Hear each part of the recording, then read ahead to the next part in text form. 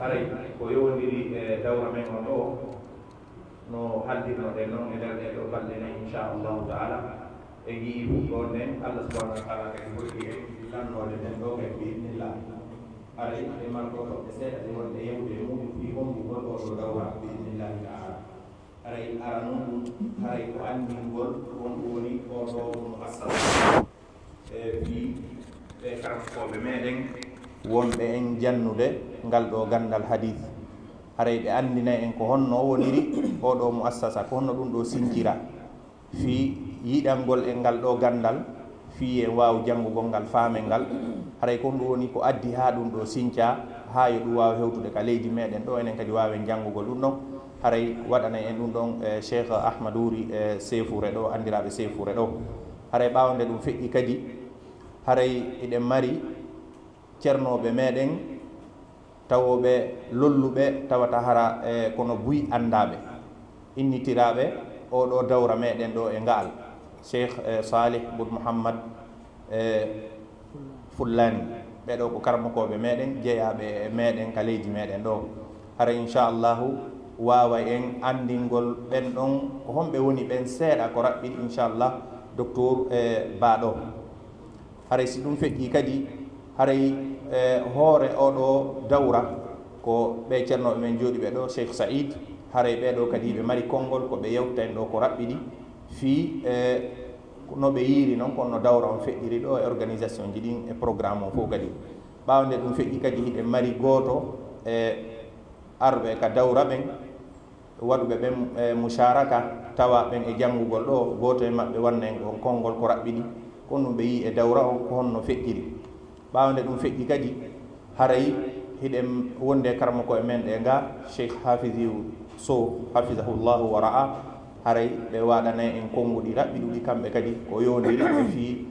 oɗo dawra ko yowndiri dawra oɗo gandal hadith ɓawde ɗum feƴƴi kadi haray en jonna micro on goto e imamuɓe meɗen ka juulirde ɗo wernuɓen e oɗo nokku e newnani e en ar wogodiren ɗo e maɓɓe nder balɗe nayyi ɗe wadde naata yalta ɓe jonni en tanji maɓɓe ɗin e ɓe newnani en yewa ɗo ɓe waɗana en konngol kamɓe kadi ko raɓɓiɗi haray ɓawde ɗum feƴƴi on tumati haray jonni ten e shahadaji ɗin haray waynodiren bi idnillahi taala haray ko ɗum noon haray ko atti kon taw cheikh wuuri haray ɓe waɗana en ɗo ko raɓɓiɗi haray kala ɓeɗo fof jonnaɗo haray ɓe hawrinana en programme on fi muɗum ka duwa e ñoggede toon ɓe ñoggana en ka pooɗeteɗon seeɗa ɓe pooɗa ko tawi kono haton jine muɗum inchallahu taala haɗa eɗen jonna cheikh wuuri e micro on ɓe yewta en ko woni e saabu oɗo muassasa jasakumllah khairan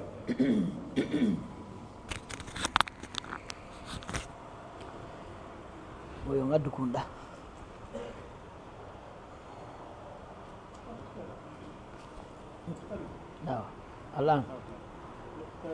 الآن ضربت بسم الله الرحمن الرحيم الحمد لله رب العالمين والصلاة والسلام على رسول الله وعلى آله وأصحابه ومن تبعهم بإحسان إلى يوم الدين وبعد السلام عليكم ورحمة الله وبركاته aray no nanirɗen no ɓe makiri ɗo ni aray miɗo fawa andingol ɗen ko nde mojobere organise nde oɗo ɗen dawra komɓe woni nde mojobere ɗo haray no yiruɗen noon ka laafita ɗo ka bandirol ɗo ko windi ɗo kon haray ko inde mojobere nden ni muassasatu turath nabawi muassasat ihya turath nabawi ɗi dawlati ghiniya haray ko ɗum ɗo nde woni inde mojobere nde haray ko ɗoni sabu sincugol nde ko honto nde sinca haray ko nde sinca ko madinatu munawwara ko jamia islamia endi jamia islamia ko jamia moɓuɗo kulliyaji buy kullatu sharia no ton kullatu dawa usuluddin kullatu Qur'anul Karim kulliyat lugha al arabiyya ɗum ɗo fof no e jami on e kulliyaji go ɗiɗo fof kano mari aksamji joni noon ɗen andi ka leydi men ga hidma qur'an on alhamdulillah ƴetti lawol labagol fokkitande moƴƴude hunjede hino jangede ha joni riwayat e qira'at hino jangede ka leydi men ɗo moƴƴa lagine fen ɗo no jeeya e leydi ndi qur'ana wona jangede alhamdulillah yo Allah tabintin o dumina joni noon qur'ana e sunna ɗum ko yaaday ɗo ko ma ɗin ɗon ɗiɗi ɗi wonda joni noon kullatu qur'an al karim no jamia islamia kullatu hadith sharif wa dirasat islamia no jamia islamia tullaɓe on ɓe janngude kullatu hadith ɓen kamɓe kadi ɓe miijiti fii no ɓe sakitira oɗo sunna ka leydi men ga wattoda e qur'an on yoga e maɓɓe wonɓe janngude kulliyaji goo kadi ɓe yiiditi ɓe haldi ɓe fotti formugol ndemojobere ɗo e kala tawɗo waway tawtudeɓe woɓɓe wonɓe ka leydi men ga e wonɓe janngude ton e wonɓe janngude e jami'aji goo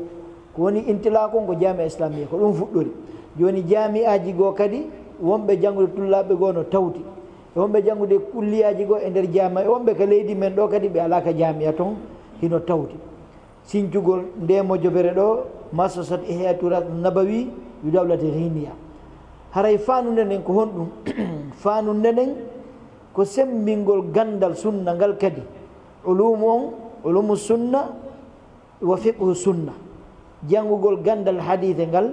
andugol ilmul hadith on no yiɗo no jangirɗen ɗo ni eno jangirɗen duuɓi feƴƴunoɗi dawraji men kañum ay nadduwaji men feƴƴuɗi ɓanginalngol jaman oɗo sunna nde tawno qur'an on famota koye ɓawo sunna fiqhu on famota koye ɓawo sunna aqida on famota koye ɓawo sunna dina kanka fop ka famota koye ɓawo sunna ma sunna on jokka joni etagol no jama on famira oɗo sunna ɓe janga oɗo sunna ɓe hunjo oɗo sunna wattude e qur'an on are ko ɗum ɗoni fanude fiyo ɗum ɗo yaadu ka leydi meɗen ɗo alhamdulillahi ɗum ɗon fokkitino jamano yirɗen ni dawron hikka kadi alhamdulillah joni noon muassasa on alhamdulillah o heeɓi kaydi woni qirritanaɗo ka laamu mum jonni en kaydi yen waɗɗo activité ji men ɗin e nder leydi ndin fof kala ka faala ɗen ko yaadi e sharia ji leydi ndin haray menen ɓe wonɓe ɗo ɓeɓe suti ɗon ɗo wonɓe yeeso men ɗo ila fuɗɗi ɗen wonɓe jannude e wonɓe organise ude e toppitiɓe ɓeɗo fof ko toon jeeya woɓɓe goo ni no jami no sawdiɓe arali woɓɓe goo ariga kono ɓe hettaki haray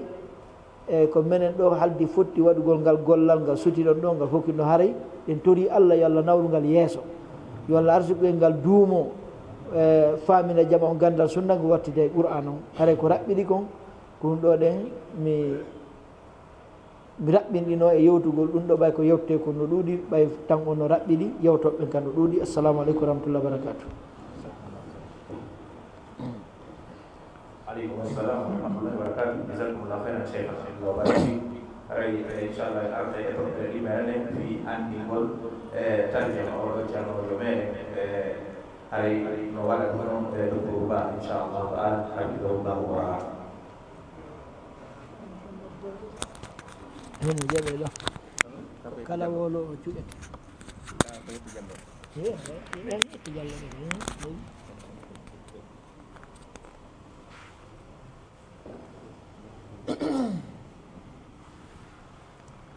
هذا كمان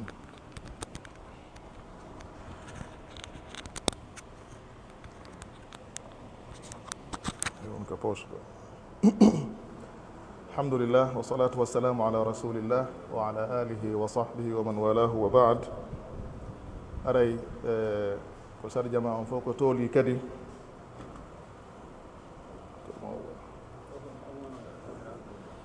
أري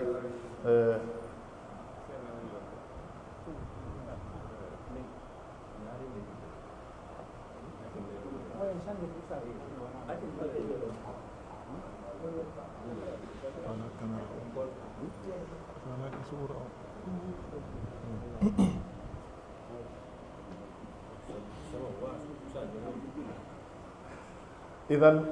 هراي إذا ويانا فوق تولي ها هوتي كدي ومبين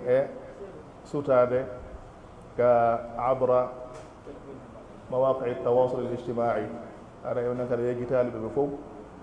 ɗeyoɓe fof ahlan wa sahlan ɓe jarna ɓe kadi aray no ɓe makiri noon dawraji ɗin no ƴetta aada e majji inchallah innitirgol dawra ɓe dawra gooto e karama koɓe men tedduɓe e nder dawra on noon yewten seeɗa ko yowdiri e karama kojo on fi andingol ko hommo woni mo inchallah no dawraji ɗin ɗuuɗiri wo ko noon karama koɓe hadis ɓen andirte kame en kadi aray no jeeya kadi e ko watta on tigi ɓurta wakkilade ka diina teddina karama koɓe yewtuɓe ɓen so on tigi jangi tarjama maɓɓe o andi ko homɓe woni ɓe o andi wakkilareji maɓɓe ɗin aray noon e ngal ɗen suuɓi mo assawni no suuɓi ɓe karama koɓe min tedduɓe maketeɓe salih ibnu mouhammad alfullani aray ɓeɗo ka raɓɓindingol inde maɓɓe nden ko salih be geɗal mouhammad geɗal nuh geɗal abdoullah ibnu omar alfullani aray ɓeɗo ƴuydi maɓɓe ndin hino yahi ha hewtoyi seydina omar ibnu alkhatab radiallahu anhu wa ardah ɓenoɓe ɗo koɓe kameɗen fuuta jalo ka wiyete nusi so wi nusi fo no andi nusi aray ko to woni koɓe jibina hitande wulure e temedere capanɗe jeego hijriya ko ɗum woni 1166 hijriya ɓe fuɗɗi ɗaɓɓugol gandal koɓe jibina ɗon nusi ɓe hittini e mu'on gila ɓe woni paykum ɓe fuɗɗi janngude e juuɗe kaawu maɓɓe hono andirnoɗen noon fuuta maketeɓe ouhman ibnu abdillah alfullani ɓe jangkade karama ko ɓe fuuta nusi ka maɓɓe ɗon on tuma ɓe yimmi ɗon ɓe fuɗɗi setade ɗaɓɓugol gandal ngal ɓe seeni leydi wiyetendi mauritani ɓe seeni ka wiyete kadi maroc ɓe seeni ka wiyete kadi tunis ɓe seeni ka wiyete kadi égypte misra ɗeɗo leyɗe fof haray ɓe seeni ke majje fi ɗaɓɓugol gandal ngal ka raɓɓindingol kamɓe seeni wo ɓe ɗaɓɓude gandal e dow karama ko ɓe tawɓe hino lolli fewndo on tuma e ɗeɗo leyɗe ɗiɗo nokkuli ɓawti ɗum ɗon ɓe seeni noon ka wiyeteɗon madinatul munawwara ala sahibiha afdalu salatu wa atammu taslim ɓe wuuri ɗon ɓe woni jeeyaɓe e karama koɓe tawayɓe ko lolluɓe madinatul munawwara janngana kuɓɓen kadi tawi faandoto argol naftora ɓe ɓe janni madina ɗon haa ko ɗo woni ko ɓe faati kamɓe alallama salih alfullani rahimahullahu taala itan ko jibinande nusi fuuta jalo nusi ɓe makko jeeya fewn ɗo ko laɓe haray ɓeɗo imamuɓe hari ko ɓe muhaddis inni muhaddis ko yowondirɗo e gandal hadis na ko ɓe jannguɓe gandal hadis gal koɓe faqih kadi telemaka fiqhu kadi koɓe muutiɓe ɗon moƴƴa koɓe usuli telemaka gandal usulul fiqhi kadi koɓe muutinoɓe ɗon moƴƴa ɓe joguino ko wiyete kom asanid alia isnaduji tawa ino toowi hakkude maɓɓe nulaɗo sallllahu alayhi wa sallam ari ko wonno golle maɓɓe ko janngugol janna ha janngana kuuɓe maɓɓe go'o sifiiɓe o wi hon ɗum wa min sadati ashyakhi alcheikh alimam alallama alhumam almashhur bil isnadi alali ɗum ɗo fof ko sifaji ɗi o sifi ɓeeɗo karamkoɓe salih alfullani ɓeno jeeya e kohoɓe karamkoɓe makko ɓen o cheikhujo imamujo allama humam sinnama humam ko tawɗo ko jon himme towuɗo ko tawɗo ko suusuɗo ko tawɗo ko tedduɗo betejo lolluɗo kadi almashhur bil isnadi al ali kono noon kadi jannganakuji maɓɓe gonno make mouhamadou ubnu abid assindi oɗo kadi wi'i huwa alallamatu lkabir wal ustadu lchahir alcheikh salih alfullani ونون كدي أو يكدي هو عالم المدينة المنورة وفاضل البقعة الحجازية وعمدة الأفراد الأعيان ونخبة الأنجاد الذين يشار إليهم بالبنان الجامع بين العلم والعمل إلى آخر كلامه. ونون كدي الإمام العلامة عبد الحي الكتاني كدفتر مكو فيرس الفهارس هي جانتي مو شيخ ببيو يتي جود مومبن ويهون هو الإمام المحدث الحافظ المسند الأصولي الأثري فخر المالكية تندو كوم سي فيما تندو عبد الحي الكتاني دفتر مكو فهرس الفهارس ونون كدي بجانتي وندما هاري بيدو كو بي هيوتو بي درجة الاجتهاد عن سيدنا مجتهد كنتو تاودو حتى جينا مذاهب يدين في فامغول دينا كان وجدتك دفتر الله كسنة النبي صلى الله عليه وسلم ودا استنباط احكام ادله جدين باي هراي كنتو يودو هاتمي بلغت رتبة الاجتهاد فنون كدو بكدي كرمكو بين كشرح غول حديث مولا صلى الله عليه وسلم اني الله امني مفتما بدين على رأس كل 100 على رأس 100 وندما من يجدد لها أمر دينها كشرح قول أنتم كرم كوجون كوي جياتو يمبين أند بين وي أو أدي دون تاتو جيا به كرم كوبه توبكو مجددين وكنتي ما consider أو كرم كوجو صالح الفلاني ko tawdo ko jeyaɗo heɗintinoɓe ɓen ala ra'si l-mi'ati al-thalithati ashar yani ka qarn thani ashar siècle sappo e ɗiɗaɓo on o karamakojo salihul fulani hino jeeya e ɓen ɓe allah immintin tawa ko heɗintinaɓe dina kan wano arde noon ko hadis annabijo sallllahu alayhi wa sallam aren kadi e yoga e mo allah fati maɓɓe yani deftere ɓe winɗe ɓe walli fi ɗen are ɓe walli fi defte ɓuuri tawayde hino holli gandal maɓɓe ngal e faamu maɓɓe ngun e yaajugol wiƴƴitare ma ƴellitare maɓɓe nden ina jeeya e defte maɓɓe ɓurɗe lollude ɗen yo deftere wiyetende iqadu himami ulil absar lil iqtidai bi sayidi l muhajirina wal ansar ko findingol himmaji joomiraɓe giiɗe ma joomiraɓe hakkil fi ñentingol annabigo sallllahu alayhi wa sallam de indere no juuti seeɗa mi janggande ko haala arabu iqadu himami ulil absar lil iqtidai bi sayidi almuhajirina wal ansar wa tahdhirihim an albidaci alshaici fi alqura wal amsar min taqlidi almadahibi maa alhamiyati walasabiyati bayna fuqahai al acsar yani ko defte tawende no holla en yo en ƴettu diina kan e deftel allah subhanahu wa taala nden e sunna nabigo sallllahu alayhi wa sallam on selen bambangol karama koɓɓe ne gandi malikiyanko no woodi shafiiyanko no woodi hanabila hanafiya fof no woodi haray ɓeɗo fof tabiti e maɓɓe wondema kala ko ɓe addi konngol maɓɓe so tawi ari lurdugol e deftere allah nden e sunna nabigo sallah alih sallam on haray yo konngol maɓɓe kol akkite deftere allah nden e sunna nabijo gollire ko ɗiɗo so ɗiɗo konnguɗi karama kojo janti e deftere nden o juutini moƴƴa ko tabintinta wondema haray iɗen haani toujours ƴettude guina men kan e alqur'an kañum e sunna on selen jokkugol ay maɓɓe e ko tawata hino lurri e ɗum ɗon e angal kadi ko wiyete kon taassub bambangol on tigi fi tun bambangol mo yo taw hara ko jokkuɗa kon fof no mahi e dalil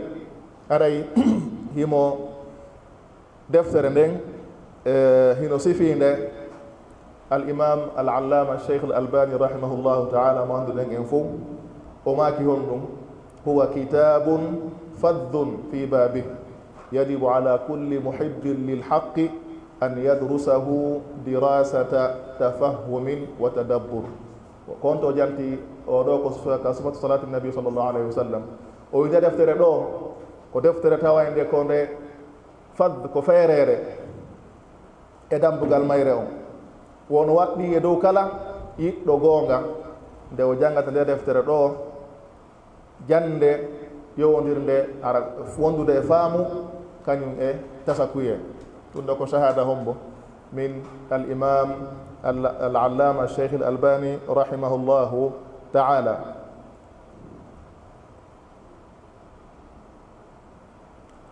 نزياك لدفت مقدن كان بشيخ صالح الفلاني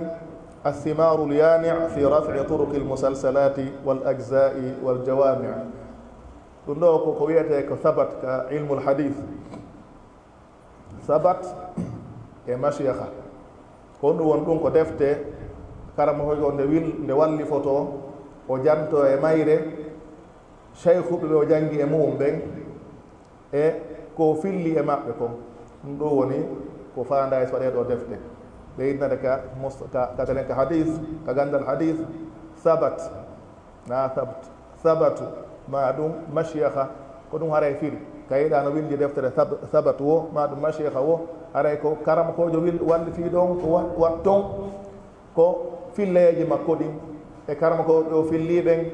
e ɓe o fillodi e mum ɓen e juuɗe ɓen karama koɓe ɗon haɗa nde ɗo deftere ko nde ɗo woni sabatuhul kabir deftere makko jande ka o filli ɗi riwayaji ko ko filli e karama ko ɓe o filli e mum ɓen o wattinde kadi mukhtasar yani qatfu samar fi rafi ahadisi almusannafati fi lfununi wal athar ɗo ɗo kako deftere goo ɗimmere ndeɗo kadi ko sabat makko kanko ti karama kojo salul fullani ndeɗo hino ɓuuri fanɗude ndeya nane no jeeya e majje kadi tuhfatul akiyas bi ajwibati asilati l'imam khayriddin ilyas no jeeya e majje kadi al ajwibatu lmusriya amma stajama min al asilati lwaridati ala hurufi lmujam ino jeeya e majje kadi kitabun fi l ahadisi alqudsiya ɗum ɗo fof ko defte ɗe kanko karama kojo tedduɗo salihul fullani walli fi hara oɗo ko faati ko hitande wulure temen 217 madinatul munawwara ko surra toon yo Allah yurmo yaafo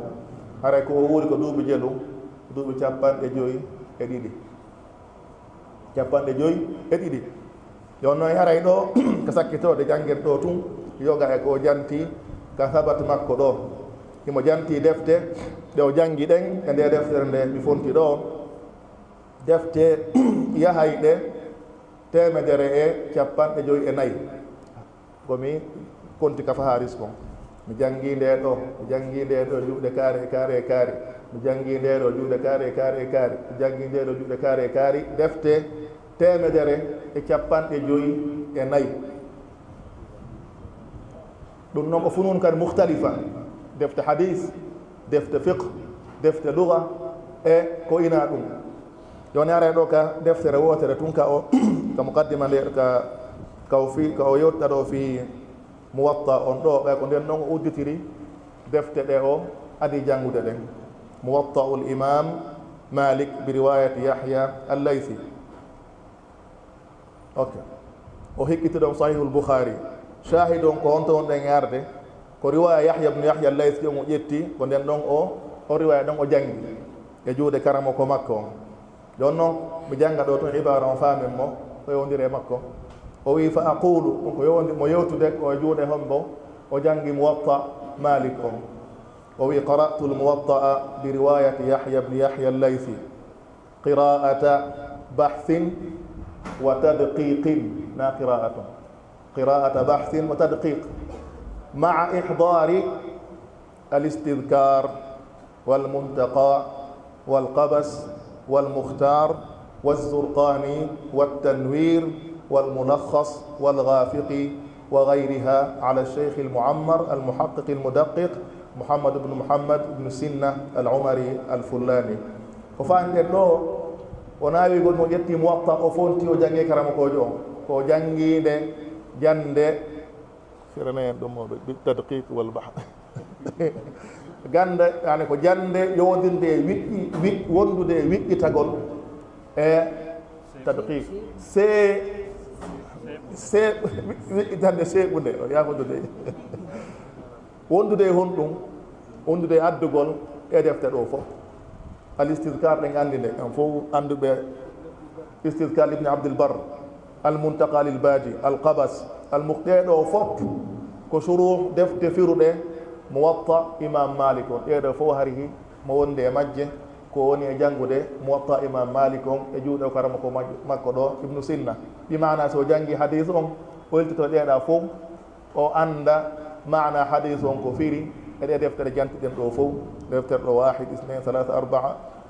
5 6 7 8 e defte jeetati o wi wa gayriha kadi ɗum ɗe fof ko fii janngugol muwatta on tum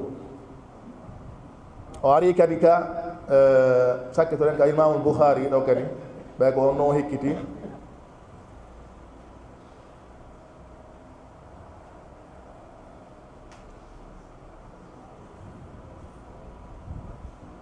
ɗum ɗo fof ko woni wonde ɗo ko riwayaji ko o wone jantade ko yowdiri e muwatta on kon oroya noon ha ko sahihul bouhari deftere ɓimmere nden o wi ɗo kadi wa amma sahihul bouhari fa arwihi bi turuqin asahuha wa ashharuha tariqu abi dar mandude moom wa hiya tariqatu lmaghariba walmakkiyin on ɗo woni riwaya maɓɓe o yani on ɗon kam ɓe jikkini o wi arwiha riwayatan wa dirayatan tahqiqan wa tadqiqan an cheikhina o janti mouhamadou ibnu sinna yani jande nde wona argol tum imam bouhari sogga haddatana janga janga o woye ko riwaya wa diraya si innama riwaya on ko yowdiri sendigol hadis on ko yowdiri gandal mustalah ngal diraya on ko andugol kala hadis ko honɗum woni mana makko e kala ko yaltinte e makko immorde e ñawoje diina tahqiq wa tadqiq fop no naati e ɗum ɗo ɓi mana deftere nde o jangi wo ko ni woni ko o jangiri ɗeɗo defte fo ha ɗe landi ko wiɗen kon defte yahay ɗe temedere e capanɗe joyi e nayi yani ino sharha alshatibiyatayn liljabari alamu yani kutubul jazari ino sharhu sullam li said qaddura ino qasidatu lmiqarri ino kutubu razi kutubu imam alharamain lisanu larab tahdibu lluga حواشب الكامل لابن المبرد المجمل لابن فارس القاموس للفيروز أبادي الفصيح لثعلب صحاح الجوهري كتاب العين للخليل يعني كتب ابن مالك كتب الزمخشري كتب ابن هشام كتب الشيخ خالد الأزهري شرح الألفية لابن عقيل اللغة كتاب سيبويه كتاب كتب عبد القادر كتب ما كنا كتاب غوتو كتب عبد القادر الجرجاني وغيرها فينو فتح الباري ناري مجد كتب ابن رشد مختصر ابن الحاجب مختصر ابن عرفة مختصر خليل كتب القرافي كتاب المعتمد وشرحه يعني الروض الأنف للسهيلي سيرة ابن إسحاق تفسير ابن جزي تفسير البيضاوي تفسير القرطبي تفاسير الواحد معالم التنزيل تفسير ابن عطية شرح العمدة لابن دقيق العيد وكتب أخرى له بهجة النفوس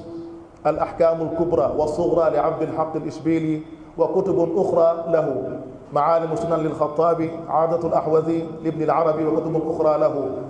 يعني علوم الحديث لابن الصلاح مجمع الزوائد للهيثمي جامع الأصول لابن الأثير ألفية الحديث وشرحها للعراقي حواشي الكتب الستة للسندي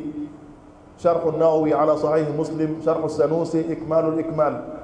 المفهم للقرطبي إكمال المعلم للقاضي عياض شرح صحيح البخاري للعيني مشارق الأنوار للقاضي عياض يعني وغيرها كثير وكثير شرح الكرماني على البخاري فتح الباري إرشاد الساري بعض كتب الحافظ ابن عبد البر الترغيب والترهيب ومختصر مسلم ومختصر أبي داود للإمام المنذري الأدب المفرد للبخاري أرنك كتب الستة صحيح ابن حبان مستدرك مسند الإمام أحمد مسند الشافعي سنن الدار قطني يعني كنون ala ɗum ɗo ko misal tumi addi fi wota e junno yewtere nden ko karama koko taway ɗo komo hanude weltorde mantore oya wi ko nane fahrul malikiya fo malikiya en duwa mantorde kono innayi fahruna mi ala wiide enen homɓe donc haray en andi kame en gandal ngal e wiyayno ton ma harino ton ko nusi o jibina ko tongo fuɗɗi janngude ko noon noon o yaari Mauritanie o yaari noon noon ha o hewtoyi Madina aray ko oɗo salihul fullani ɗum ɗo ko gaydun min fayd ko seeɗani e bus woni komi ɓucci ɗo fi jama on tuyo anndu ko ha hon to oɗo imamujo woni karama kojo tawayɗo ko tigi tiguiɗo al imamu salih al fullani rahimahullahu taala aray Allah yurumi o yaafo aray ko oɗo imamujo ko suɓuɗen hikka initirɗen mo dawra men o aray koye manto inde makko nden salih ibnu Muhammad al fullani al umari aray ko nusi woni koɓe jibina damɓe ɗen no yahi ha Seydina Umar ibn Khattab radiyallahu anhu wa arda aray mi hadday ɗo torelle Allah o nafir en gande ɗen fof o waɗa en nani jaɓi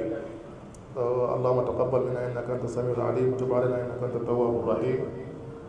wassalamu aleykum wa rahmatullahi wa barakatuh ya fotude taqsir ne mum kono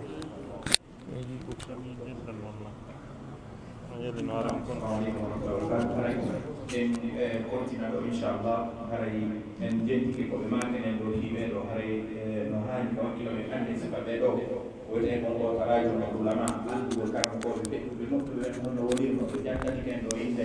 no janteten ɗo ɓaydi ɓe wayi ko tawi woɓɓe ɗo ɓaara e wawi ko koyɗol wona woore ina est ce que hakkille goɗɗo wawi jangude fof ni no wawi jangude so woti waɗi tan mumo e muɗum waɗi himɓe ɗen e muɗum foti wakkilo o janga moƴƴano o janga ɓemin soti jangi fiɓe ida arafta kayfa kanu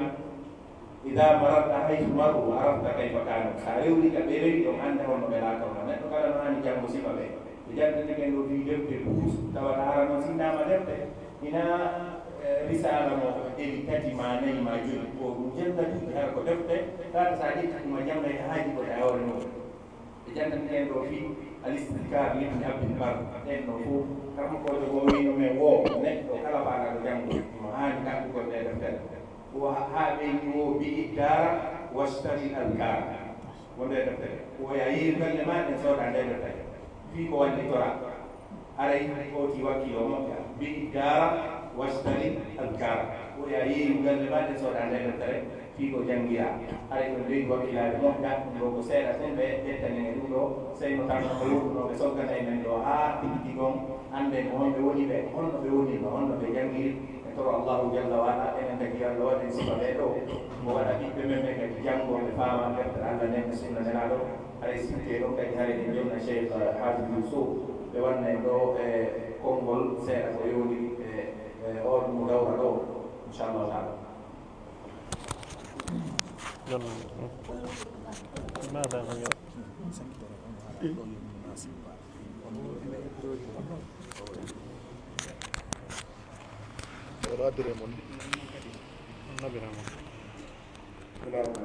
الحمد لله والصلاة والسلام على رسول الله وعلى آله وصحبه وموالاه.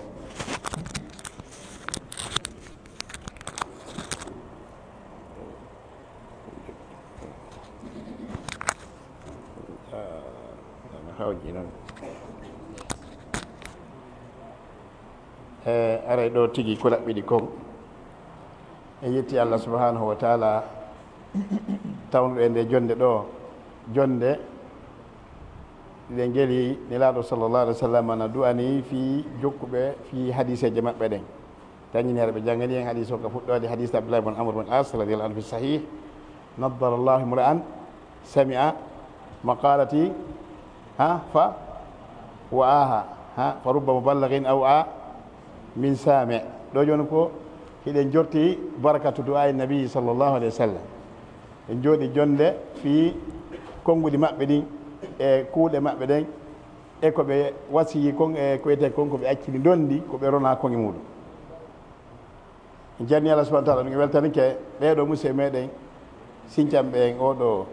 ndemo jobbere ɗo o andi yaadal muhajirin wa yaadal ansar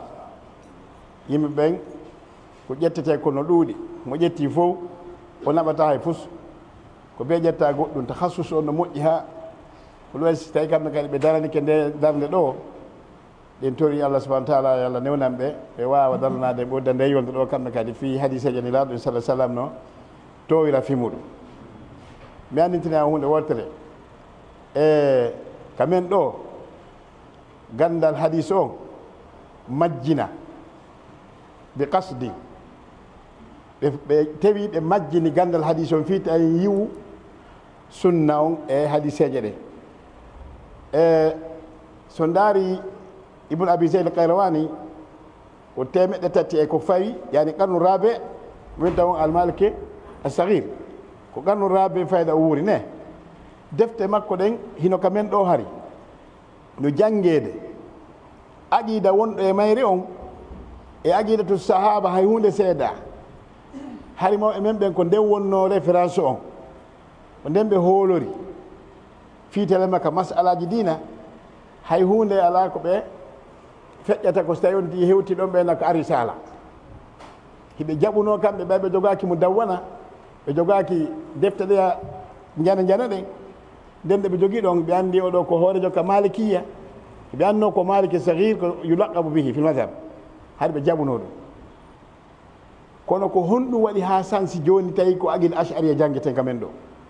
haraka on ko Maroc fuɗɗi Marrakech harkatu ibn Tomart ɓen tawi ngal harkatu muwahhidin ko ɓen créé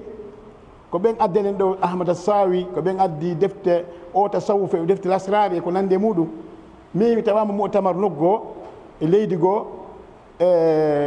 mi ala wodo leydi ndi karama koɓe buytani fotti ɗon no teyawa maɓɓe karama koɓe goo e leydi e kawtalji men ɗo mi ala wolde enen nden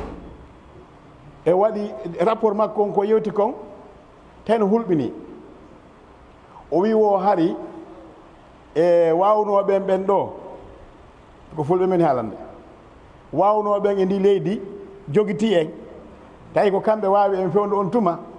o hiɗen laamora e leydi takko ɗo hari ɓen ɗon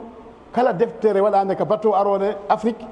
si tawi hina lasrare nde wolata eɓe windi ka dambugal bateau ɓe windi defte hadis ɗen e defte tawhidi salafiya on salafu on defte hadis defte tawhidi defte sira ɗum ɗon nattaga ɓe jaɓaɗe ɓe liɓayde ka ndiyam ɗum noon ko rapport goɗɗo waɗi ko ɗum waɗi ko ibnu ashiri e laqqani jawhara e misbahu saliki wa qawlu la ilaha illa llahu muhammadun arsalahu l'ilahu yajmau kulla hadihi lmaani ida kanat alama l iman ko ɗum janggayno ɗe toɓɓe tawhidi sittu wa sittuna ka kono haari na toɓɓe tawhidi wonno asli ɓeɗo ɓe makani docteur Mouhamadou Ba jasahullah khairan inni holli wondema haari enen ɗo ko arrisala wonnoɗo arrisala aqida no selli ken arrisala ko aqida sahaba hay hunde ala toon ko ñeƴƴi hay fof no woni normal ko ɗum noon tawade moamen ɓe ko fiyoni waɗi joni ɓe ƴetti ibnu ashir sittu wa sittuna ɓenamo janggal toɓɓe tawido hirsata si goɗɗo finiki arrisala hawgayno finiki ibnu ashir hay on ɗon o majji no wawi mo ƴetti laccire kosan waɗi soɓe nder to teno ñaamo akramakumullah yaafimo on ko fittuno yaawila famugol ngol haray yen artu ka lasli ko yetton o gandal hadis on ko majjina ɗum ka meɗen ga ko suuɗa ha ɗum ɓe kasd woɓɓe goo wawɓe miijitiɓe ado en eɓɓaɓe pigui ɗin ado en programme ado en hina yiɗi maɓɓe fewno ɗo si tawi ɓe no yalta kulletul hadis ara ɗo ni fewno ɗo ko ɗum waɗi subuhaji ɗi toujours aɓe bugade subuhaji heɗon andi ko subuhaji koye boyi kon e sunna nande muɗum ala nande muɗum hara tigui tigui e ɓe jokkuɓe gandal hadis ɗo ene ɗe weltaniɓe jarniɓe moƴƴa e yoniɓe hadis nelaɗo sa sallama kamɓe noon ɓe andi sanadu makko fi kala mari makko haala ha yahmilu hada l ilm bilafde yahmil habari ma ɗum inchallah yahmil hada l ilm min kulli halafin uduluhu karam koye ɓuyno wolfi makko mo sellima o sella ibne abdilbarre mo waɗi ha ibnu hafid l iraqi wi o wi walibne abdilbarri kullu man uni bihamlihi l ilma wa lam yuwahhani fa innahu ahadun lakin khulifa الشاهد أن الحديث محتج به على قول من يقول به ناندي سيناقشونني في ذلك خلاصة الكلام o ɗo ɓe immotoɓe daroɗo immo seɗidireɗen hakkude hadiseji selluɗe sella ko représente ko ɓeɗo halfinaɗo docteur Mamadou Baye onon groupe mo halfinaɗo so immike joni ɗo on dadetike ɗo min nalde nokkugo konakil ɗo on yimɓe daldinoɓe hadiseji ɗo wole ɗuytoto par ce que si goɗɗo woli hadise ayenni on to sanadu makko o goɗɗo gomen wano gorejo gambieñol o enni o goɗɗo go yalti jami islami artike maɓɓe toon jannguɗo hadis tawi ɓe mari karma kojo somalien jo on no ɗon on ɗon ko hunjiɗo ɓurano janne ka duɗala kanko juuɗe on o hunji o enni o si goɗɗo wooli hadis on gambiejo enna sanadu o ñande goo goɗɗo wooli firo honno aya gulaka sottu nour waɗi o dambe nelaɗo tum wo ginni wo jonni sanadu o tellement ko moni waro seeri mo woni cike jimbal o he hada sanadul hadis ko woni fiyon ɗum so inni konto ittoɗa hadis o fi Allah jogee ɗum ɗo batte wadde séminaire ɗo onon tawa ɓen fof hafiz o mission lawol hadis inno chaque gonɗo hommo sellini man sahaw ɗum ittanayi en o windugol nelaɗo make nder sar nde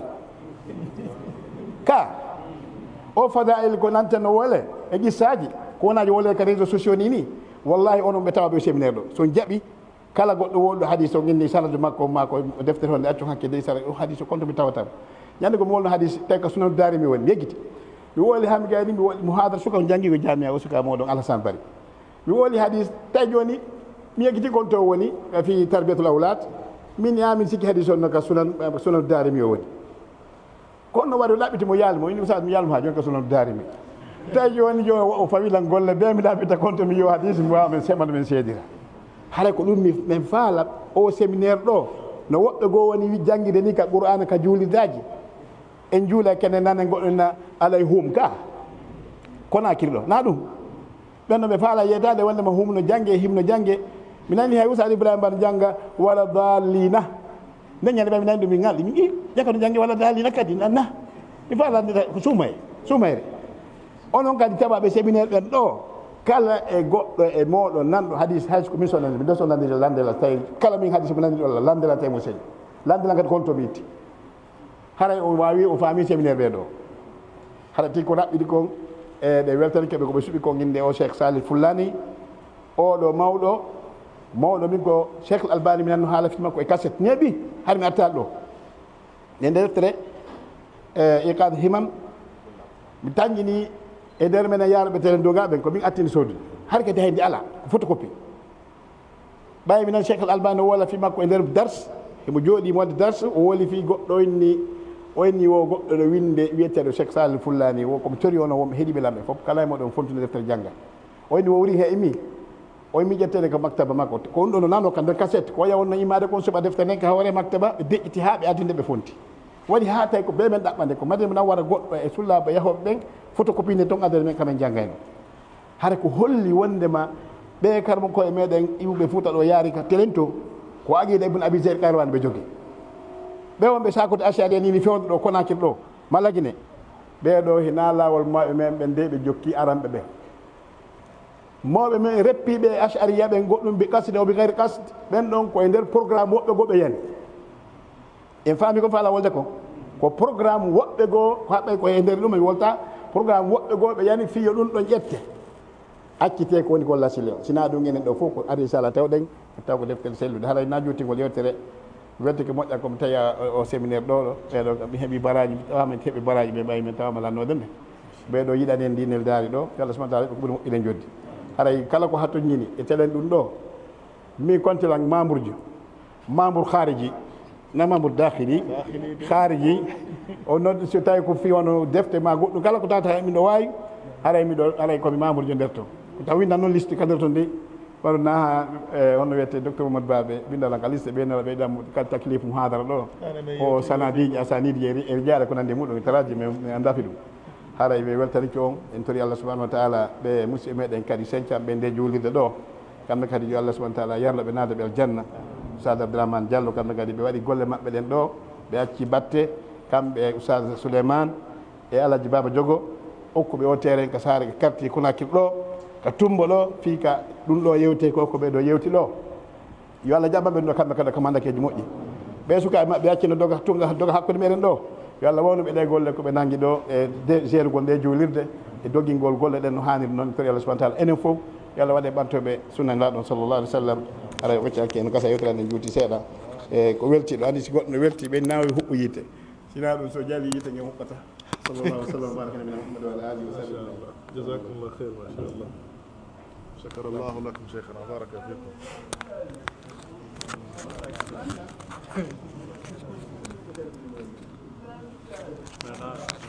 Inch'Allah haray arde noon kadi ɓay kamin jutti haray e jonne konngol goto e musharikine e arde dawra o ɓe wannen ɗo konngol ko addi e wonno dawra o seeɗi ɗo cheikh Idriss Ba hafidahullah wa علي شيخ إدريس أكون مشاركين لكم من المشايخ ɓeɗo ko khiriji amal islamia e ko toon ɓe duuɗi kulliyatu dawa mais kulliyatu dawa usulu din ko toon ɓe gayni ɗum ɗon holla en gandal hattata ɓe nani inde o dawra ɗo koɓe ɓe jangguiɗi woni ade wadde o dawra ɗo ko minen fof minen yaadi jamia islamia ko minen artini joni si ɓe nani wono mimmiɗo tawa o dawra ɗo ɓe ari ɓe helti koppi ɓe woni ley ɗo haray noon holli goɗɗum ka donc haray e telen salndu ndu ɗo ɓayna ɗon ɓe duɗori ɓe nani ɗo no duɗore ɓe ari min kadi si tawi joni mi nani no duɗorede nokku gonaka mi duɗori min kadi mi yahay hay si wona hay ko kam mi duɗori sa heeɗike ɗum hay ɓay nafoore donc suguɓe maɓɓe kadi buyno ga haray ko ɗum faala anninde jama o fiye jama o ɓeydu wakkilo ko to on jogui no hatti na bismillahi rahmani rahim alhamdulillahi rabbil alamin ثم الصلاة والسلام على أشرف الأنبياء والمرسلين نبينا محمد صلوات ربي وسلامه عليه وعلى آله وصحبه وسلم عباد الله السلام عليكم ورحمة الله وبركاته eɗen ɓeyda jarnude allahu o tedduɗo mawɗo jonne maji ɗi kontotako eɗen toromo yo duminɗi e meɗen o arsika en jarnugol ɗi haray eɗen du'ano annabijo meɗen on sallllahu alayhi wa sallam ɓe nuliraɓe yurmede wonande ndeɗo tagore en toro allah jeejamo yo yettinan en jam e kisiye e maɓɓe kamɓe ɓeygure maɓɓe ɗen e sahabaɓe maɓɓe ɓen e jokkuɓe sifa ko ɓe jokki ha ñande dargal wawti ɗum musidɓe tedduɓe haray e konngol dendanagal iwruɓe nokkeli ka iwri fof tawa e nde nokkure ɗo fi tawdegol jentagol ɗiɗo darsuji e nder ɗeɗo balɗe e konngol ɓen ɗon fof ɓe halfinilan jarnalngol en karamokoɓe ɓen e jomiraɓe nokkure nden e hooreɓe organisation on nder gaaɗen haray ɓe maaki wondema yo e yewtu yoga e ko yiiɗen e ko feƴƴi kon e nder dawra on haray tammen on yonataka yewten fi ɗum ɗon fof kono noon en ñomita e yoga e muɗum goo goo on en heeɓi e oɗo dawra nafooreji ɗi wawata ko limade yoga e majji en ƴettay wano honɗum allah subhanahu wa taala neminiri en tummodirgol e siga ɓeɗo karamokoɓe fof ɓe yiiɗen ɗo yeeso men ila oɗo dawra fuɗɗi ha ka fewndi ɗo si wona saabu ɗum ɗo welata fi ka jooɗoden e ɓeɗo hay leero goto wona fere leereji siga ɗum ɗo ɗum ɗo ko nafoore moolanade heɓugol tummonirgol e karamokoɓe duuɗo yiiɓe duuɓi capanɗe ɓe maketeɓe ɗo fof docteur kaari so landike ɓe on tawa ɓen fof ɓanni duuɓi noga e harayno kurkanade ngal ɗo gandal woɓɓe hara yawtino ɗum ɗo taw ko nema ɓurɗo mawde mo hanuɗen irritade haray meɗen jarni karamokoɓen e ɗum ɗo meɗen weltori ɗum ɗo fota ko wona seeɗa nafoore ɗiɗaɓere ko tawata en heeɓi e ɗum ɗo heɓugol faamugol fi oɗo sunnanulaɗo sallllahu alayhi wa sallama min weltori ɗum ɗo kadi moƴƴa waɗi noon ko heewi kon no ɓe makirani en ɗo ni ko innata ko menen ko qur'an yewti kon woni komin humpa tawa noon ɗum ɗon tu wawatama laɓɓinande ko fanda kon ko dina kan addira kon ko tagiraɗa kon fimum ɗum heɓotako e kono eno an famirɗa noon qur'an heɓotako toon tun ko ma sunna on faame ko ɗum ɗon wawata tindinde ɗum ɗa seɗa ɗum ɗon fensita laɓɓina en heeɓi nafooreji molanaɗi tawgol kadi ɗiɗo wagotuji ɗi allah tawni en ɗo fof alhamdulillah allah no reeni ɗenɗe meɗen e tere meɗen e ño'ugol yimɓe e lorrugol yimɓe e miijagol miijoji bonɗi e kalkilji goo e ndarugol ko harmi ɗum ɗo kadi ko nafoore jande nde tawata ɓe karamokoɓe organisani en wallitike en ha en heeɓi ɗe balɗe ɗo fof tan jiɗi natuɗen gaɗin fof koye nder dewal allah subhanahu wa taala wonɗen ɓe wallitike en ha en heeɓi ko waweten jooɗade en forsaka en gerdaka jooɗoɗen deƴƴinoɗen tawa koye wonɓe rewde allah leereji heewɗi tawa en ala bakkati ko moƴƴereji tu wonɗen moɓude tawno en kadi e listi présentoyteɓe ka allah subhanahu wa taala fode yafanede allah waɗi en fof yafaɓe ɓe weltanike ɓe e oɗo ndi juɓɓudi maɓɓe ɗo hen toro allah jeejamo yo duminan en ɗum ɗo haray en torotoɓe jeejemɓe kamɓe karamokoɓe meɗen ɓen e hooreɓe organisation nde hunde ɗo yoɓe ɓeyde wallitorde ɗum ɗo hiɗen ɗonɗa ɗum hiɗen weela ɗum fota nafooreji buyno e mum gasata ka yewte e tan hun gokkun kono noon haray hiɗen andinaɓe nafoore buy yaltay e muɗum yaltiray kaɓe miiji e kaɓe miijaki mi adda misal gotal wono oɗo dawra ɓa mi humpitike mo somfoni ya gar mi woni ko mi hoɗi mi hollitimo ɗon ɗen ka juulirde ka amen ɗon ɗen no hakkude meɗen ga taximanijo tawa ko ɗum woni golle makko ko taximan woni ko gollirta ko doginta o gollira o nani ɗon fi dawra on no hollite e wagoto kam mi holliti ɗon ilandenama ka dawra on fuɗɗi ha hande min komi gatumi tawatamo ko minen hotidata ko o gara e taxi makko on e alansara o juula ɗo alansara o jento ɗi leereji ɗi o foppu ɗe ɗo gande wonaɗe janggede ɗo e wajuji muɗum ɗum ɗo ko nema molanaɗo hombo mijoto taxi man jo no wawi garde taxi muɗum leer 3 4 5 jento darsu hombo mijoto ɗum kono ayno ga no hakkude men ga waɗuɓe ɗum wela yiide ɗuuɗa hay nanugol ɗum wela fi kono no ga do saabu hon ɗum organisation on ɓayɓe organisi ko siga ɗum ɗo heɓi ke wawuɓe kañum waɗude ɗum ɗon ɗo gasa kadi were fu en ga ɓurɓe ɓen ɗon kadi ngalɗinde en kono min ɗo ɓen ɗon ngalɗinilan waɗi ɓe tultali ɓe leetali ha hande en andi ni karama ko ɓen si tawi tum ɓe geƴƴinaki jama on kadi hettay liñiji no jokkira ko laaɓi no jangira no famira no faminoro haray en jarni karama ko ɓen e organisateur ɓe ɓen derga e mawɓe nokkure nden e imamu ɓen e responsable ɓe ɓen derga fof organisation ji ɗin kadi no yaade no labira hay hunde e fawda waɗali bi fuɗɗa wiyali awa hande deƴƴi janggo sonki ɗum ɗo ko nema mawlanaɗo mo hanɗen jarnude fof weltanoɓe ka darotoɗen ɗon inchallah konngol menen tawa ɓen ɗum ɗo ko wasi e men en fof ara en fopp men ɗaɓɓiten siga ɗum ka waɗata kananɗen ɗum ɗo no wadde wo yo taw sa hewtata ɗon hara ko ganto jano hatta hewta sina ɗum ko ya guer hewta a heɓa e mum ko anda itire muɗum yen andu nafoore nde ɗaɓɓeten nden ka aduna ɗo ko ɓuttu e deƴere ɗum heɓi ke wo lahara tigi tigi mum on ko lahara woni yawmal qiyama allah subhanahu wa taala moɓidira e dendanagal ko hetti kon ka anna ɗo fof ɓurɗo wonde patron on e hoore leydi tawa on ko o ɗaɓɓirali ɗum no laaɓiri allah inna e ɓanne kaarijo o ɓanne inna wujemo ɗon bujanku yiite wuje bujanku yiite yer seconde wonta hay minute goyi allah landomene kaari heɓima ɓuttu e deƴere bi tagaɗa o inna wallahi o fuɗɗora ɗum ɗo wallahi min heɓa allah ɓuttu e deƴere bi mi taga kono ɗum o wondirani ko allah tigui landimo ko ɓay ɗum ɗa bujankunkun o wuja e nder seconde naɓi kala nema ko heeɓi kon kanko ɗon ɓuuri fof neminede allah moɓidira kadi dendanagal miskinaɓe ko tampuno ɓurɗo fof tampude ka hoore leydi allah inna wuje oɗo kadi bujankun aljanna o wuje bujankun aljanna yer seconde yonta minute goyi o wuja tungoy o naado yaka o ñama o yara o naɓaka toon taw o yiyal toon taw kum bujankun ɗon ɓe lando allah inna ene kaarijo heɓima tampere e sonja bitagaɗa o inna wallahi o fuɗɗora ɗum ɗo wondirgol fiyon ɗum konko wujaɗo yejjintinimo kala tampere e sonja ko o heɓi bi o taga tawa noon kanko ɓurno fof tampude haray en torodiri ɗaɓɓen fowtere nen kala hara haɗali en yanganagol aduna on kono noon harande hiɗen yangano aduna no jokkodiri e gandal ɗum wonanayi en dewal kala ko waɗɗen ɗo dogingol oto ñappugol tufugol gayɗe kala ko tigi jokkimo no wawi mo wonande dewal kono noon ko so faami ko so ɓatike karama ko ɓen o jangi o jentike aray mi raɓɓindinoto waɗo mi toro allah mi jeejamo yo yoɓuɓe karama koɓe eɓe organisation ɓe en siga ɗum ɗo ko ɓuuri moƴƴude en joddi yo allah duuminan en siga ɗum ɗo allah sakitan en ɗum ɗo e leyɗe meɗen ɗen fof ila ɗo ha ka fulawaji meɗen yo allah arsikan en jama on daranagol ɗeɗo golle famina jama on arsika ɓe kadi gollitirgol hisna en fof rena en ɗawa en masiba cheytan hada wa billahi tawfiq wa sallllahu ala nabiyina muhammadin wa alihi wa sahbihi wa sallam assalamu aleykum wa rahmatullahi wa barakatuh. aleykum salam wa rahmatullahi wa barakatu haray en weltanike ɓeɗo en weltanike jama on fof fi ɓattagol e ndeɗo jonde wakkilo jangga noɓe makirni hunde na ko weli fi few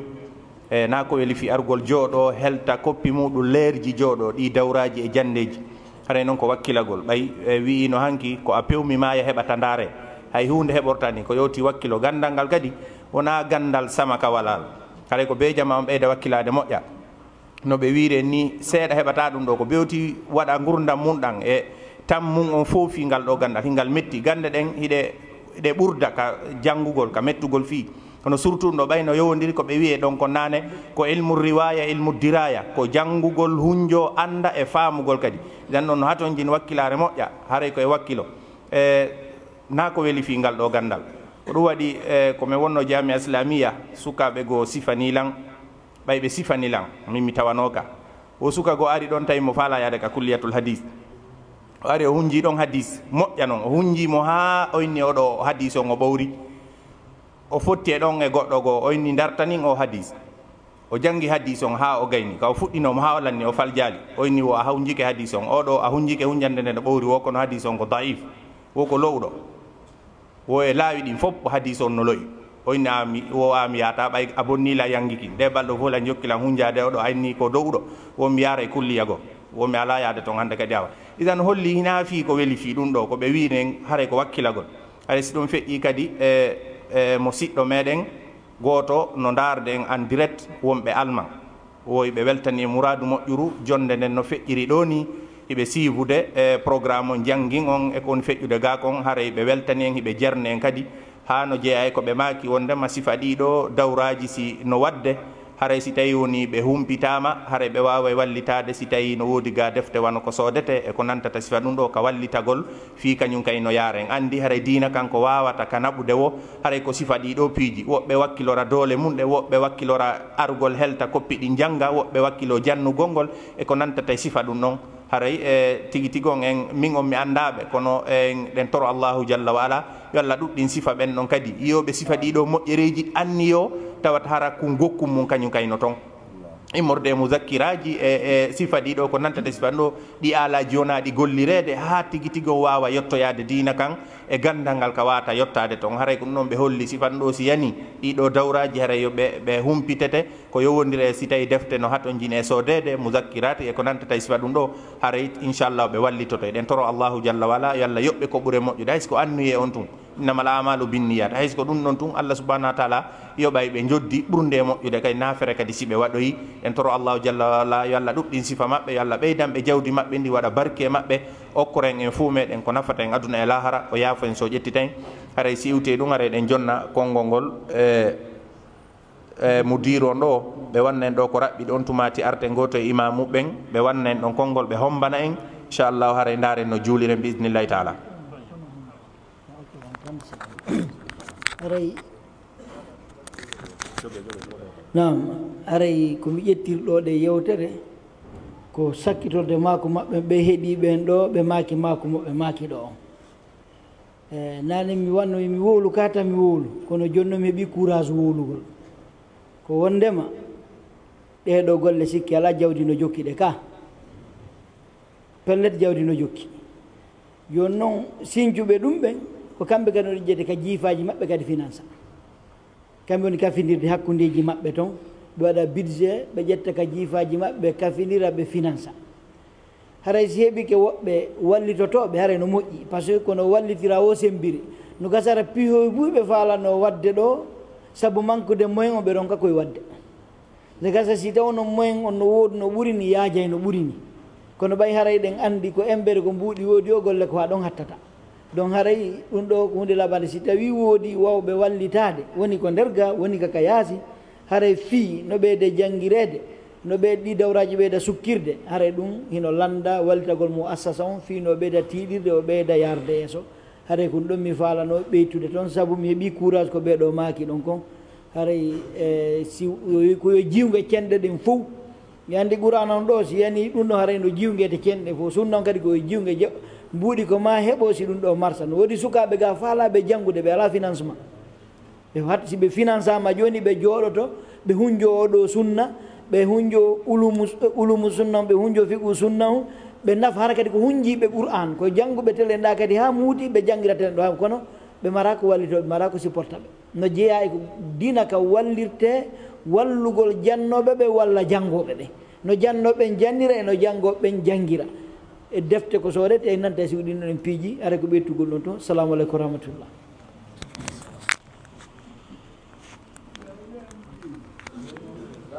بسم الله الرحمن الرحيم الحمد لله الذي لم يزل عالما قديرا وصلى الله على سيدنا محمد الذي أرسله إلى الناس بشيرا ونذيرا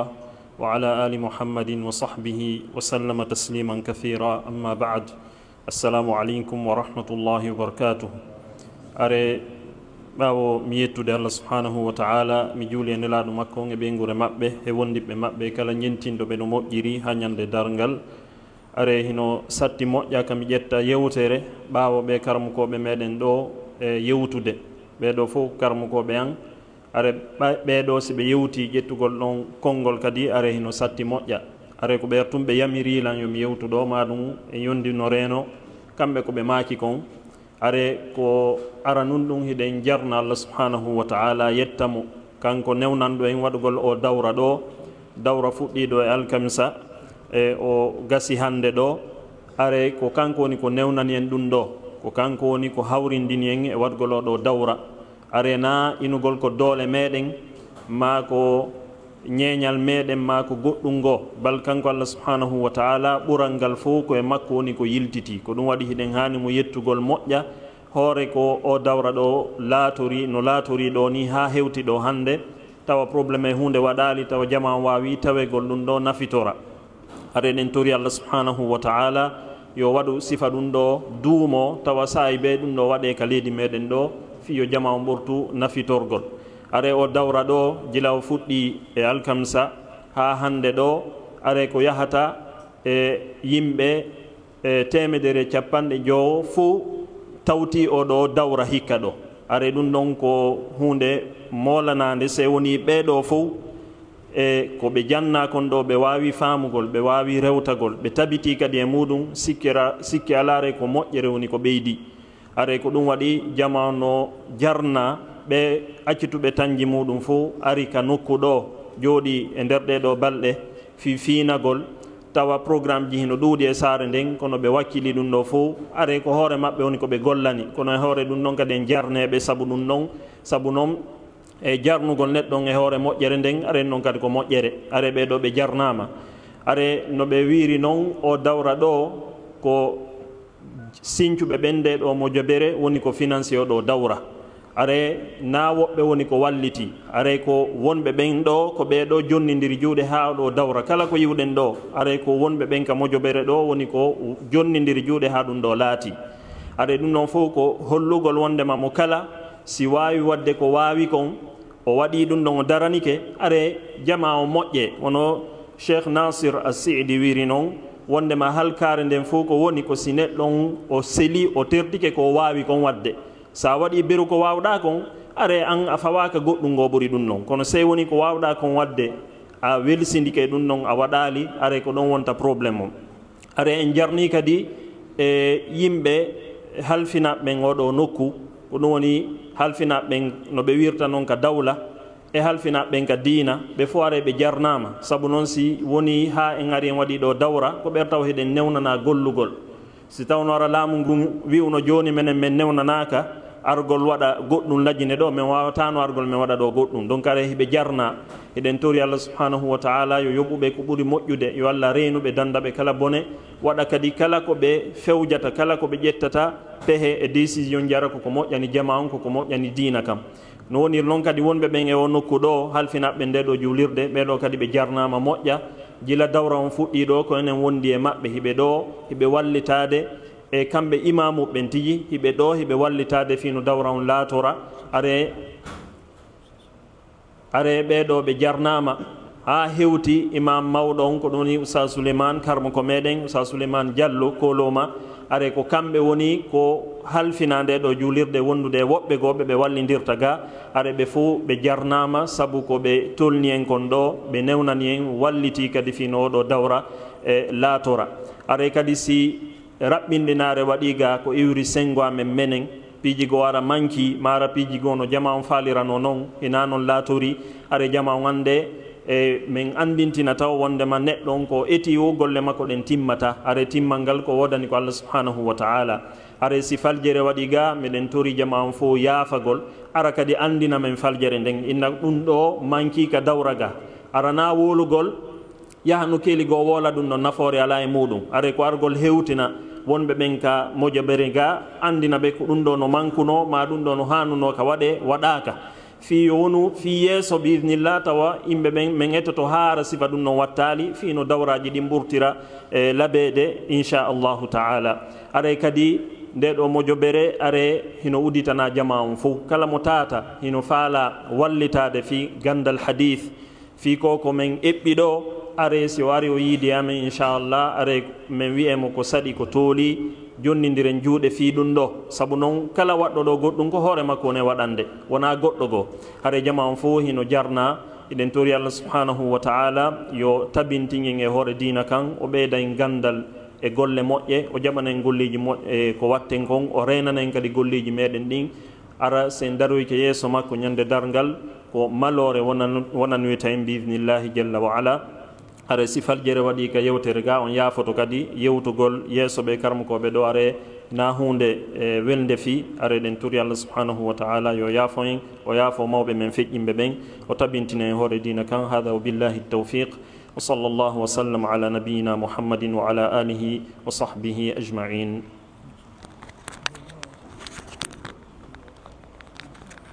nam joni haray si ɗon feƴƴi haray ko konngol goto e imamu ɓen ka juulide meɗen ɗo haray ko Cheikh Tidiane si tawi ɓe ga sey ɓe ga reyɓe seeno ɓe waɗa ɗo kongo raɓɓiɗugol on tumati daren no dodiren daren no juuliren. Cheikh Tidiane.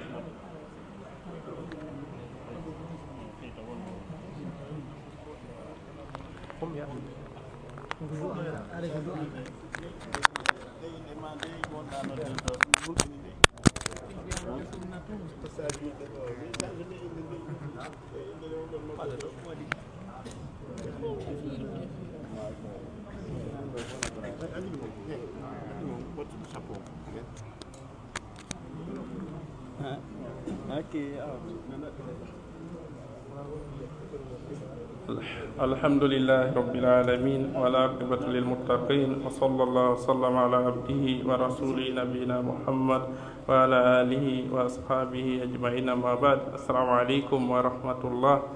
أري إند إمام بندو karti e konti koza on no fo haray mi wi moƴo ɓernden ko saɗi ko tooli ka nokkure ɗo haray nde ɓe faala wadde sugaɗi activité ji wo haray hino newi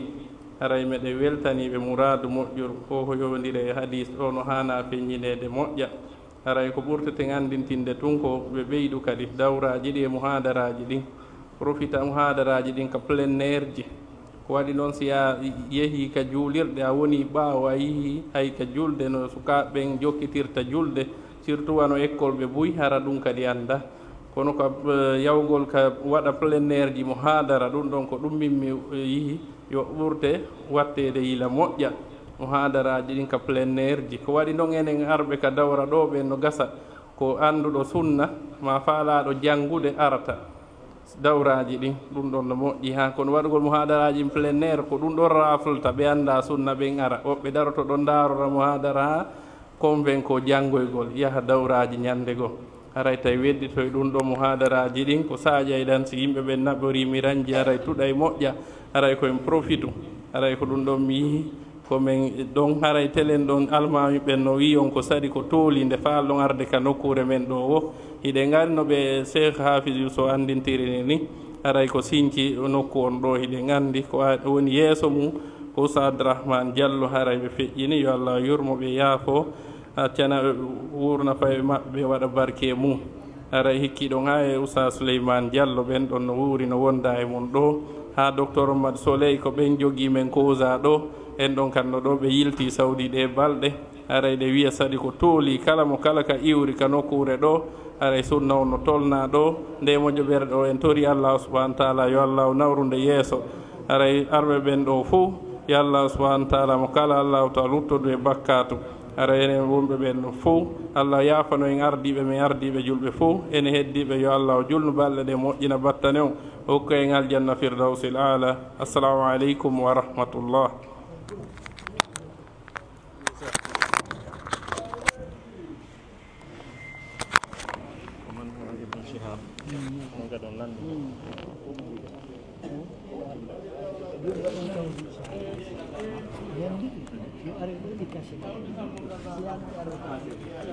joni ɗo ɓe sendude ɗa kono en waɗe hasilaji fiɗe defte ɗo bisura yani kala jaabiɗo hokka kitabe jogonire ko jangga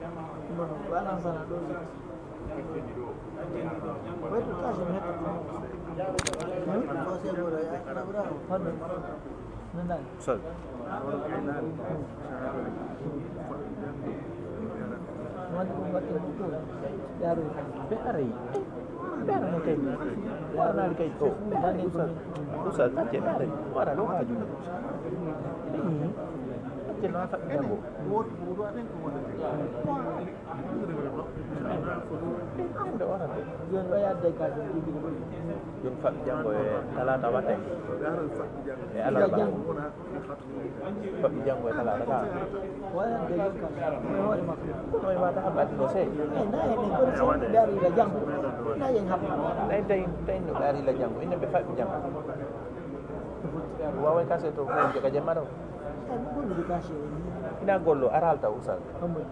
kaso aral taw ay nay wattu duma hewre yo kare kaso aral ni duma kaso aral dia ko fotten ni jaw yana so ala ko ni ko ni do to inde sa da ni wona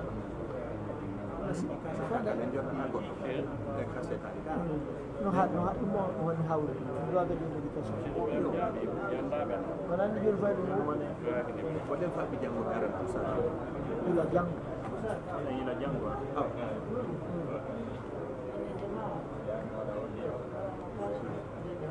ila jango ko disponible kaso heto to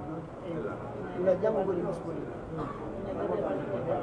ko e wala ise ila jango jama on kala di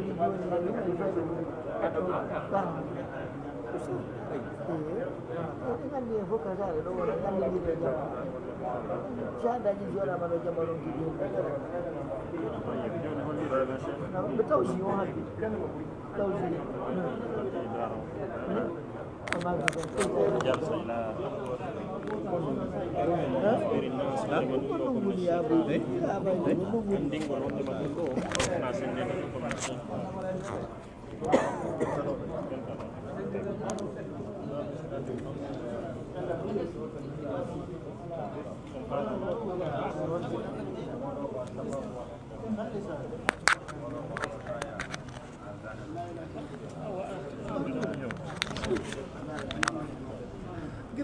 tayi bare koko wona senditede ɗo eɗen andintina ko karmu ko meɗen ɗo cheikh hafiz sow ɓe falaka en ɓangin kono enen bangine tum fi jarnugol ɓe toranoɓe Allah subhanahu wa taala are ko kamɓe woni ko neldi en ɗum ɗo ɓenni kadi yo senditane jama on nden tori Allah subhanahu wa taala yo yoɓɓuɓe ko ɓuuri moƴƴude e joddi hawrindina ɓe e sawaba tabintina ɓe kamɓe kadi rena ɓe ngureji meɗen ɗin ɗi fof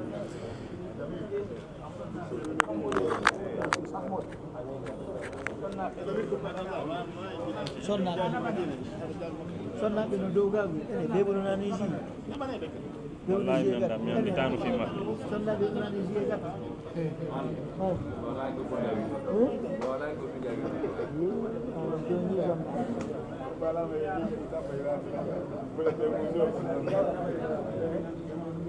joni no shahadaji ɗi gollite juula jejjita juula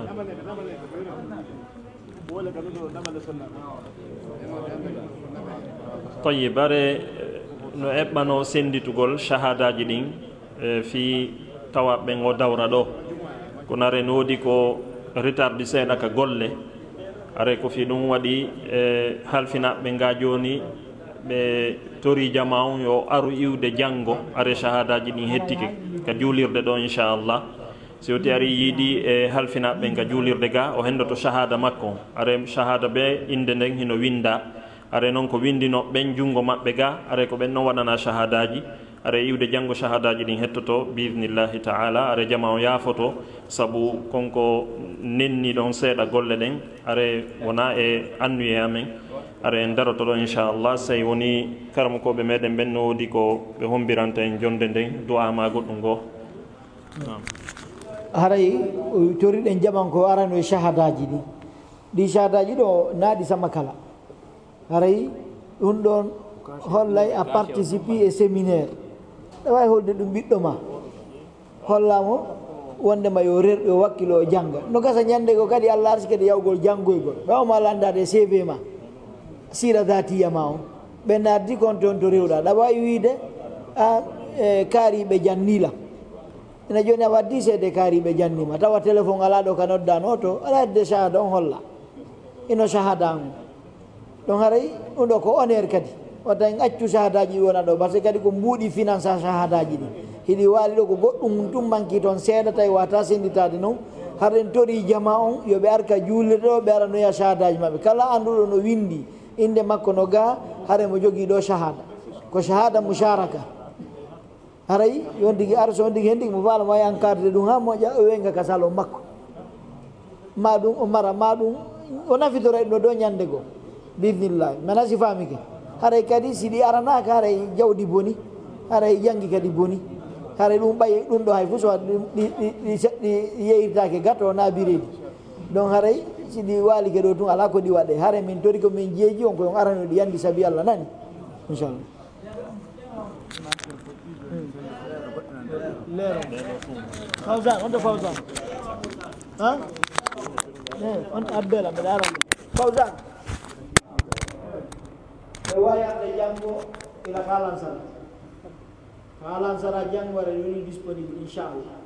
ara ila ɗon torike janggo ha waɗɗi janggo tawaɗi fof ɗi ƴettama numéro ji no ɗo so ndigara algo men nodde numéro andi janggo kalansara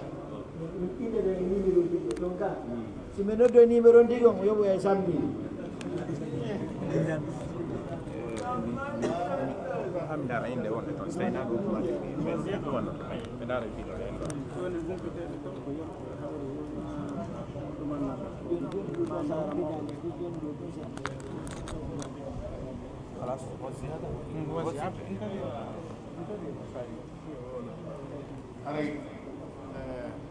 Allah nana fanka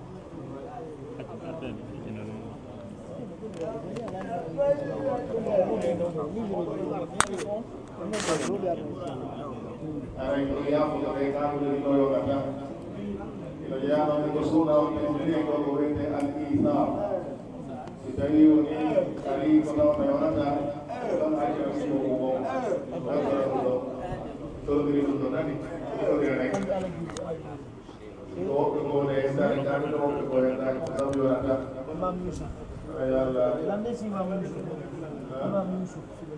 Imam Yusuf senaki o ɓe alaga senaki ɓeɗamo ɓeɓa deftere ko ɓe arana ko buttiɗa arɗo o addora goɗɗo sooda kafta annaba o andi